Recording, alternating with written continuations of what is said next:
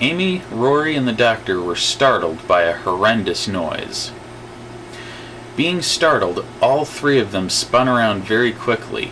Amy had that sick feeling hit her suddenly in the gut as her eyes met with a large reptilian creature, 2 meters tall and very solid, with thick, leathery, scaly green skin. Its feet were crammed into rollerblades with long, sharp claws protruding through the material.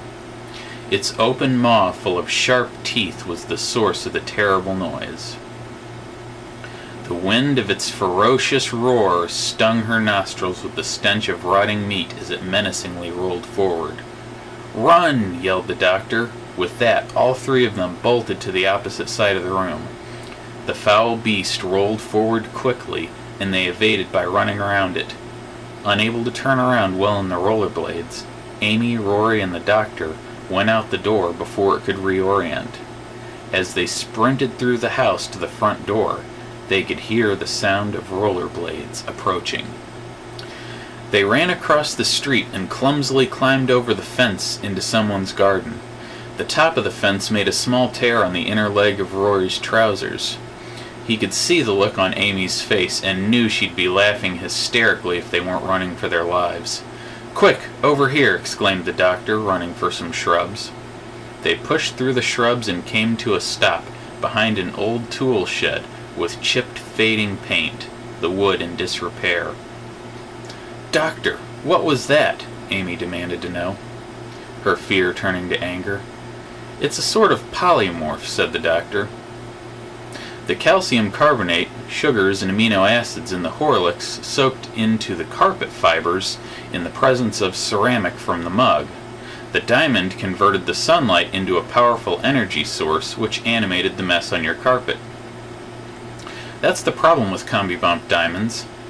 They are very powerful, and exposure to certain compounds and energy sources can have catastrophic consequences.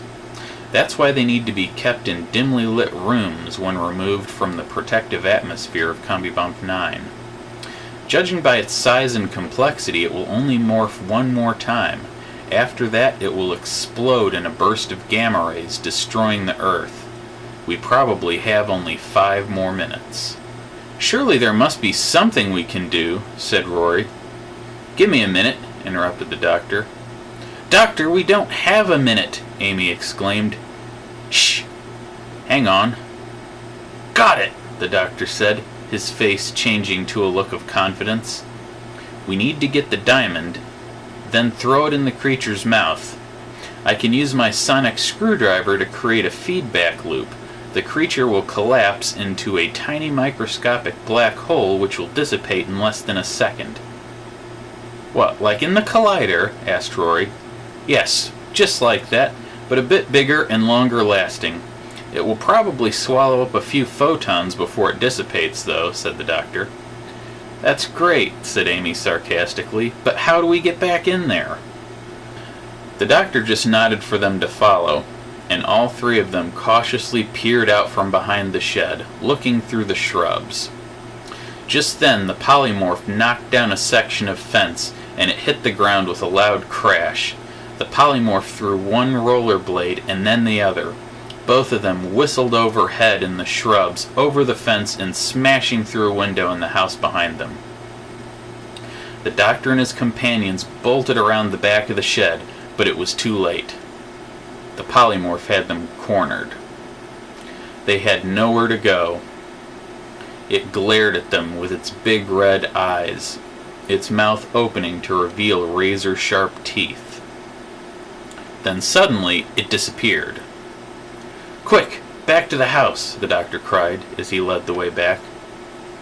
The three of them sprinted back to the house. In less than a minute, they were back inside, winded from the run, but pumped up and ready for action. Walking towards the back room, the doctor took charge, saying, "Amy, Rory, look out the window and let me know if you see the polymorph while I get the diamond." "How will we know?" asked Rory. "You'll know when you see it," the doctor said from the other room. Just then, Amy and Rory saw these slimy black tentacles slithering out from behind the house across the street.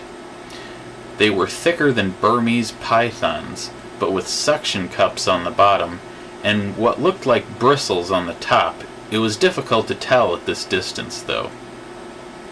"Doctor, we definitely see something," Amy yelled as she and Rory turned their heads, just as the doctor returned with the diamond. "All right, no need to shout," the doctor said, mildly annoyed.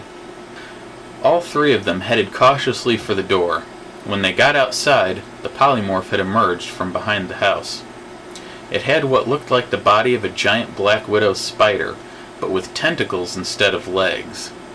Its head was disproportionately large, dominated by a prominent mouth which opened to reveal a mass of jagged, sharp teeth and fangs. The polymorph wasn't much smaller than the brick two-story home across the street. It made a terrible screeching sound as its mouth opened. The doctor stepped forward and hurled the diamond into the creature's open mouth. At that instant, three of its tentacles shot forward at lightning speed. It grabbed Amy, Rory, and the doctor very quickly. Amy was surprised by both the speed at which this happened as well as the painfully strong force squeezing her. She struggled to move with her arms pinned. She saw Rory for just a second, his arms pinned as well. Then she was spun around as the polymorph moved its massive tentacles. She saw the doctor with one arm free, struggling to retrieve the sonic screwdriver from his top front jacket pocket. The image quickly blurred as she felt herself spinning and moving. It was replaced by an image of the ever-approaching face of the polymorph. She screamed as she moved ever closer to its gaping mouth. Just as she was about to be thrown headfirst into the polymorph's waiting maw, she heard the sound of the sonic screwdriver. In less than a second, the creature seized up. Then it went limp, dropping them suddenly to the ground. Before Amy could even comprehend what was going on, the polymorph disappeared. The three time travelers slowly picked themselves up, bruised and stunned, but otherwise unharmed. Looking to see that his companions were okay, the doctor said, "Well, that was a tiring experience. I think I need a little sleep after that." He paused and then added, "Unfortunately, I'm also kind of wound up. I think the energy from the diamond is partly to blame for that." Amy and Rory just looked at him, not sure what to say. The doctor just stared blankly back at them, saying, "By any chance, do you have any more Horlicks?" "Yeah, doctor, there's some in the cupboard," said Rory. Amy just chuckled and followed them back to the house.